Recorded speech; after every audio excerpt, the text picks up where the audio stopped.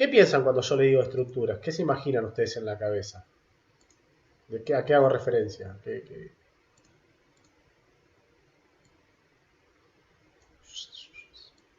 ¿A qué piensan que hago referencia? Cuando yo digo estructura, ¿qué? A ver, corto acá. Ahí está. ¿A qué me refiero?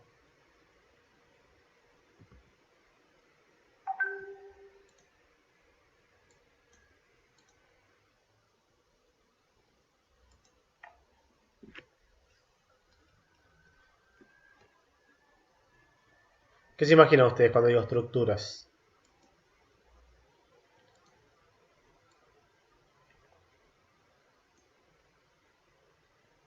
Ni idea, dice. Mira, para que Marco diga ni idea, que sí que no lo vio el tema, así que lo va a sorprender. Una estructura, por ahí a la cabeza se le venga una obra, ¿no? O sea, una obra tipo construcciones, ¿no? Pero bueno, una estructura es crear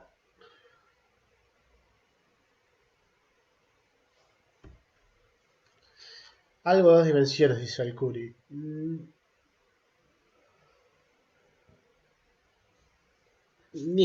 No tan así. Pero bueno, bueno, tiene una vaga idea. Tiran cosas acertadas. Una estructura de datos. Puede ser, pero no tan así. Vamos a ver lo que es. O yo por ahí hay que ver a qué interpretás vos por estructura de datos. Ahí vamos a hacer un poquito más grande. Esto lo vamos a sacar. Ahí está. Ahí lo ven bien. ¿Se ve bien el código? Pues lo agrando un poco. ¿Se ve bien?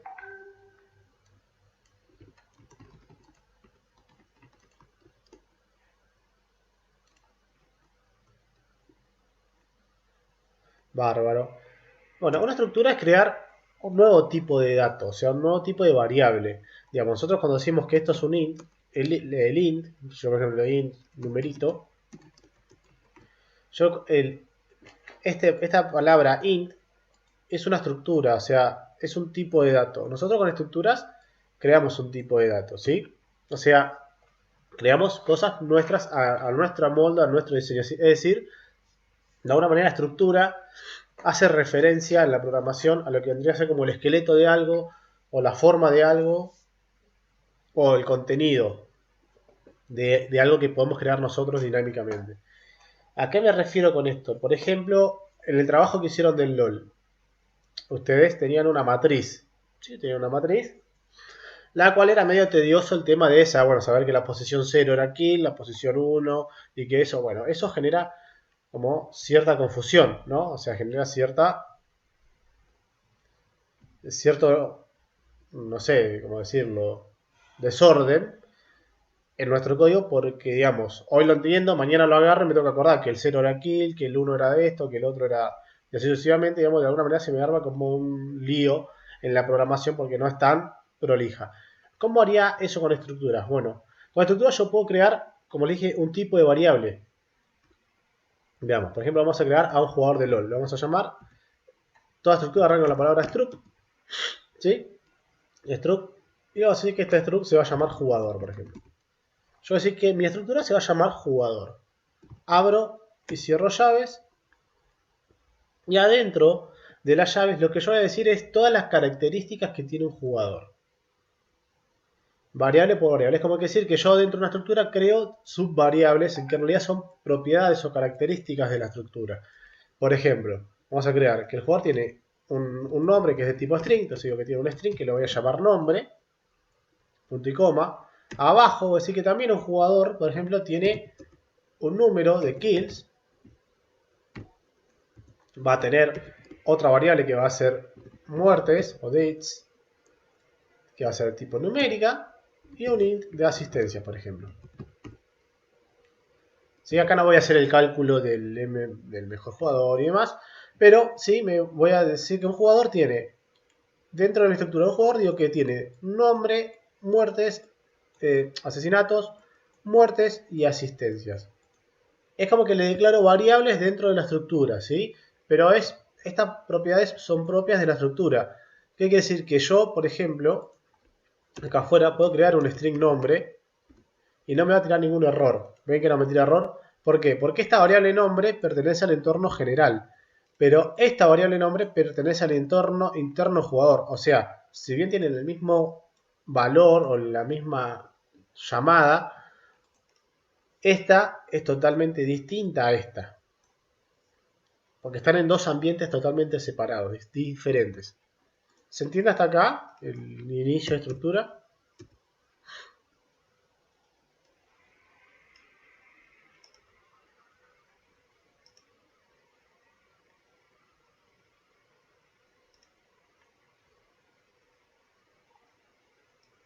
Muy bien.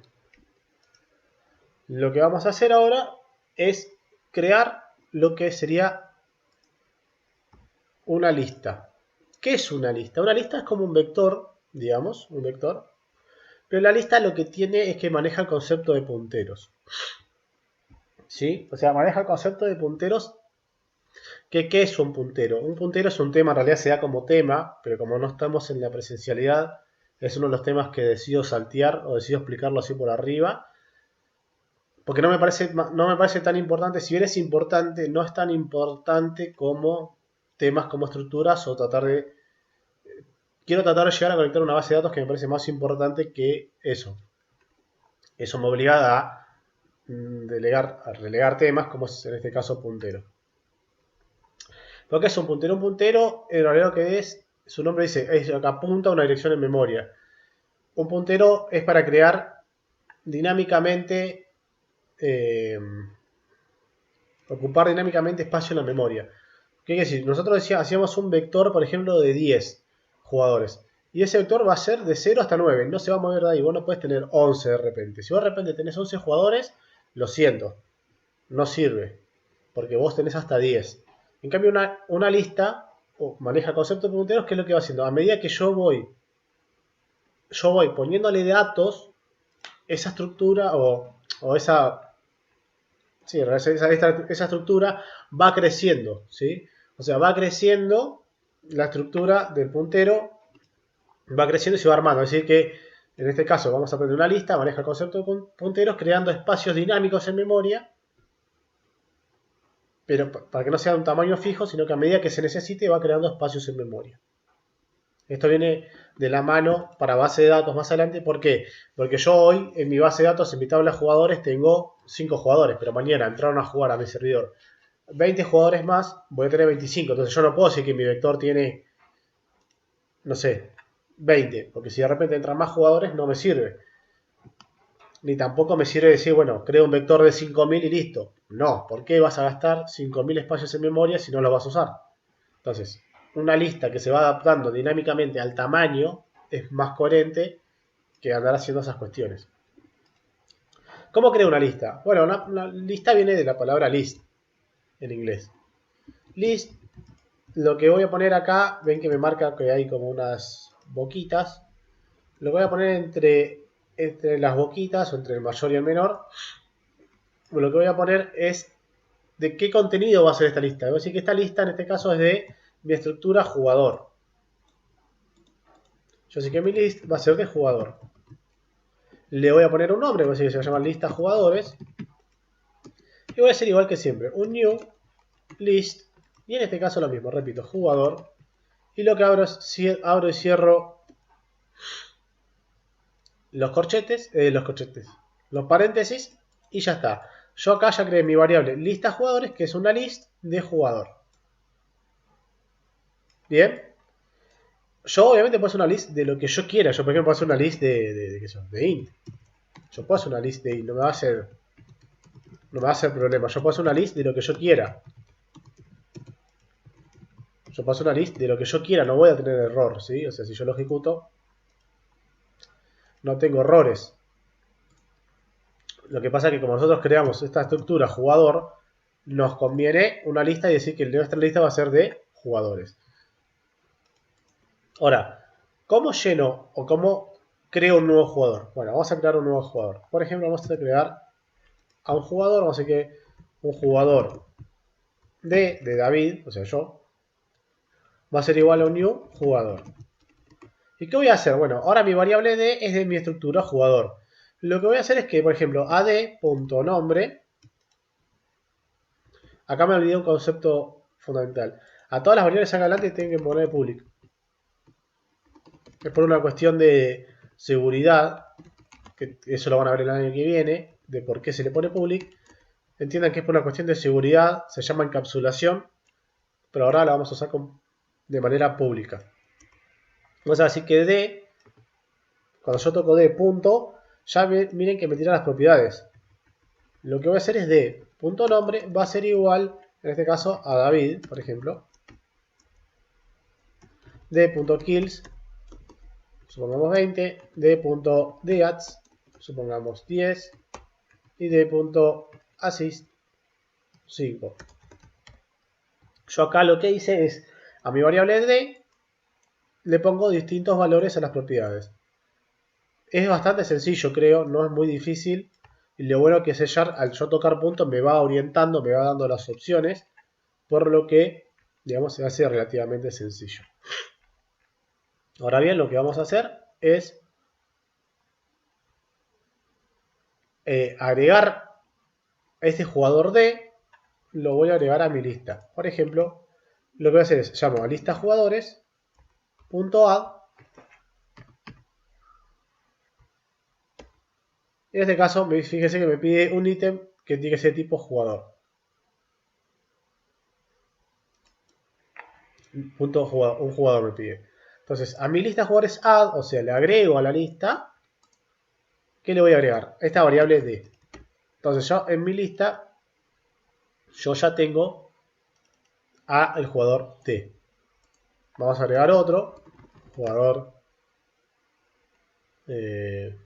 Bueno, Alcuri está comentando mucho, así que le vamos a poner A de Alcuri, un nuevo jugador de A.nombre. En este caso él se pone Mirta Legrand siempre. A.kills. Bueno, es medio manquito, así que mató 5. Murió 20 veces por mí. Y no tiene asistencias. Te dice banco Alcuri, lo siento. Y lo mismo, a mi lista de jugadores, ¿qué tengo que hacer? Tengo que agregarle esta nueva variable A. ¿Sí? Le agrego A. ¿Hasta acá se entiende esto de cómo agregar una lista y demás? ¿Lo entienden? Claro, si en una partida va 5-20, no es culpa mía. Yo te estoy sugestionando. Es que sos manco nada más. Bueno, buenísimo. Lo que vamos a hacer es...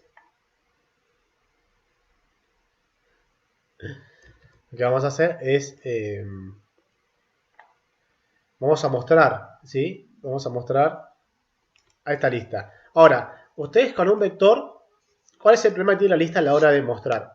No es un problema, porque tiene una solución bastante sencilla, pero yo en un vector que yo creo de 10 posiciones, yo sé que en mis posiciones van de 0 a 9.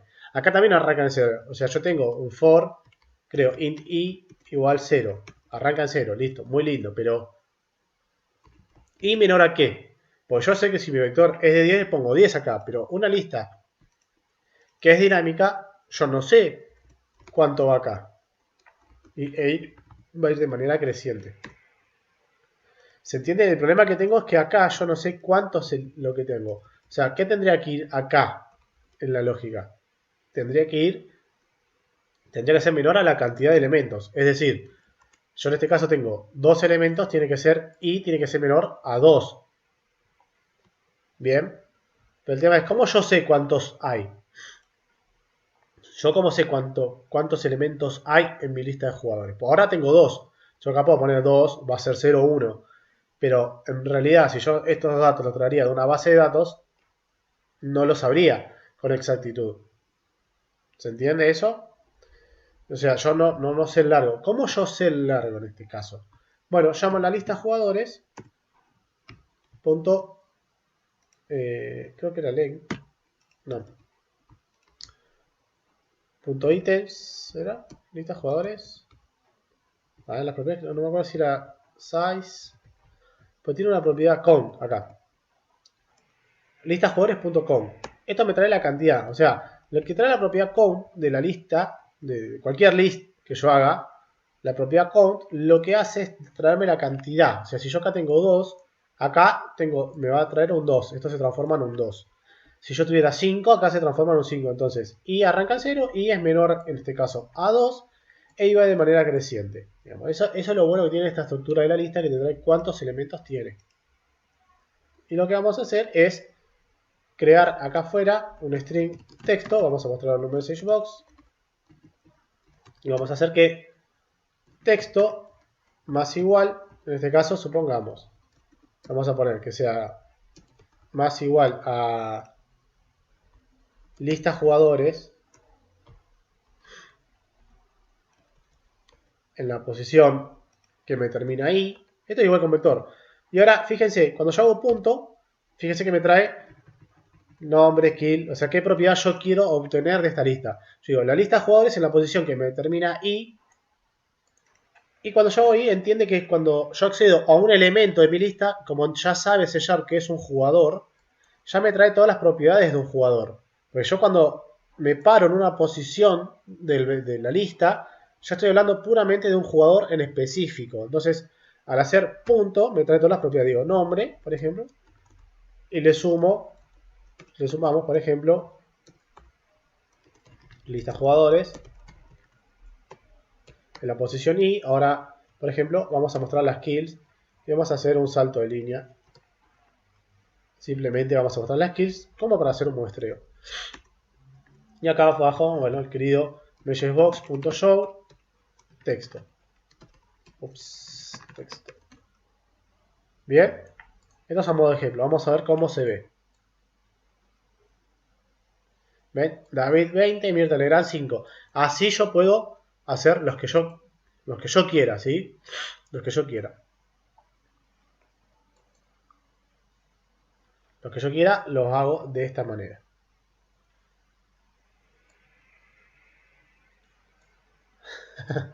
¿Se entendió? Es muy complicado.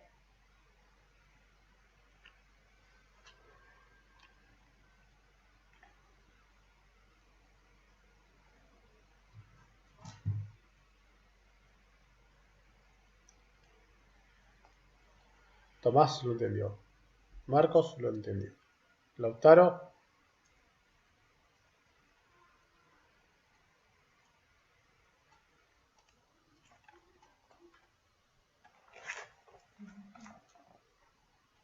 Lautaro se fue a tomar un mate, me parece, un café.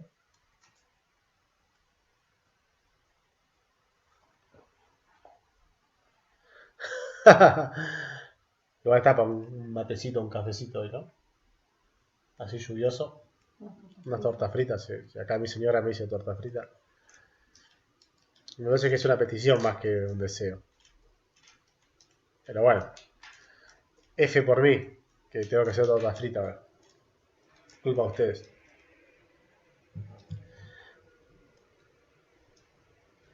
Bueno, ¿cómo están de la cabeza? ¿Quieren que les muestre un nuevo concepto? O sea, como si fuese el avance del para.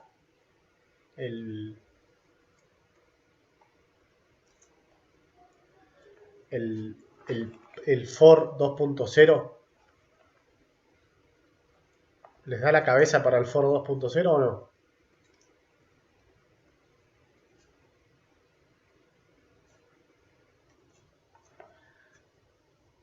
Obvio, mirá, el Juli se hace grande, después manda llorando por WhatsApp que no le salen las cosas, mirá.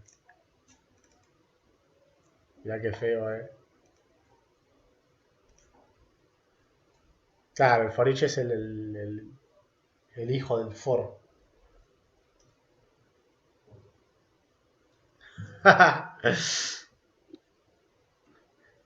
Cerramos con esto. ¿Cuál es el problema de esto?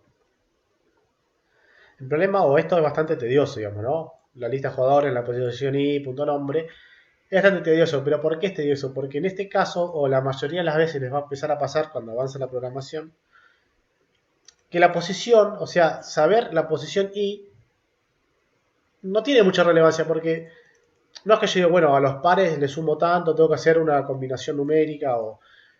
Yo en ningún momento uso la posición en el for acá. un i9 overclockeado tiene Arcuri. No es que yo tengo... que yo la posición la uso para algo. O sea, no tiene dentro de todo un sentido. ¿Sí? No tiene tanto un sentido. Entonces, ¿cómo puedo hacer esto sin importarme tanta posición? Y de alguna manera visual es más fácil. Es lo que decía Marcos, el for each. El for each. El for each es un avance del for al cual no le interesa la posición, sino que le interesa el elemento. ¿Cómo funciona? Yo digo for each, que en inglés significa para cada cosa. For each, digo jugador, J, in lista jugadores. ¿Qué es lo que estoy diciendo acá? Estoy diciendo para cada elemento, digamos, de lista jugadores. Pasa que este está medio al revés que PHP, pero yo lo que digo que mi variable J, yo tengo que decir de qué va a ser la variable que va a ir mutando. Le puedo poner el nombre que yo quiera. J le puse por jugador. Digo que para la variable J, que es de tipo jugador, dentro de la lista jugadores, haga lo siguiente. Es decir, J lo que va a hacer es internamente se va a parar en la primera posición en 0 y va a obtener todas las propiedades que tiene un jugador dentro de esta lista de jugadores. Una vez que vuelve el ciclo acá, pasa al segundo elemento. Y así va hasta que en un momento se encuentra sin nada. Donde se encuentra sin nada, automáticamente corta. Por eso digo que es el para 2.0, porque no me interesa hacer esto de si listajugadores.com y que ahí vaya de manera creciente, sino que directamente digo que para cada elemento de lista jugadores lo llamo J. Y automáticamente, o sea, de manera automática, cuando ya no hay más elementos, corta. O sea, no tengo que andar viendo si puse este menor, si iba de manera creciente, que I arranca en 0. O sea, hay muchas cuestiones que el programador acá se evita, porque ya el for each es una estructura más compleja que el for, lo cual hace todo eso solo. Todo eso que nosotros acá hacemos de manera manual, lo hace solo el for each. No es que no lo hace, el for each lo hace, pasa que no lo vemos, pero hacerlo hace. Internamente el for each hace esa gestión de arrancar en 0, que sea menor a esto, eso lo hace. El tema es que no lo vemos y el programador, como a nosotros no nos interesa la posición, directamente uso el for each. Me parece mucho más sencillo. Y este caso es muy parecido al otro. Lo único que en vez de llamar a la lista de jugadores, como J, bueno, lo hago directamente. Como J va mutando el jugador, que sí que J es un jugador. Yo acá estoy diciendo jugador J, o sea, J es un jugador. Entonces digo, a mi texto digo que sea J.nombre más, en este caso va la separación, J.kills. Y hago el salto de línea. Fíjense lo chiquito que termina siendo a comparación del de arriba. O sea, voy directamente a la J, no busco la posición, nada, digo J.nombre, J.kills. Total, en cada vuelta o en cada ciclo de este for each, J va a ir cambiando sus valores. Y vamos a ver el resultado, que es exactamente el mismo. David 20 y Mirta Gran 5. O sea, no hubo diferencias en el resultado. ¿Sí? No hubo diferencia en el resultado. Y es mucho más cómodo visualmente de manipular, porque, como vuelvo a insistir, no me interesa la posición. En este caso yo no necesito la posición. El for each, digamos, es mucho más sencillo, porque agarra cada elemento, va cambiándose el valor y automáticamente corta solo. O sea, en ese sentido es muy bueno el for each. ¿Qué les pareció el for each?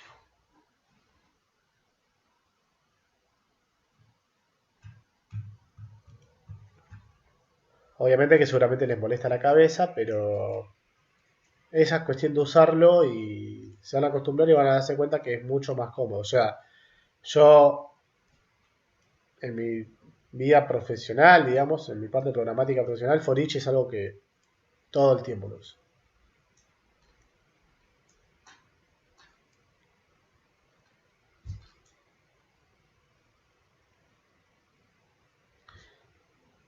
Tienen que conocer el for porque el for each viene del for. O sea, esa gestión de que I arranque en 0 y demás, la hace el for each. Por eso lo tienen que conocer. Obviamente, al ser un avance del for, es mucho más cómodo. O sea, no es que se inventó para que sea más incómodo que el for. Se hizo para que sea más cómodo. Pero no hay que olvidarnos de nuestro querido Ford.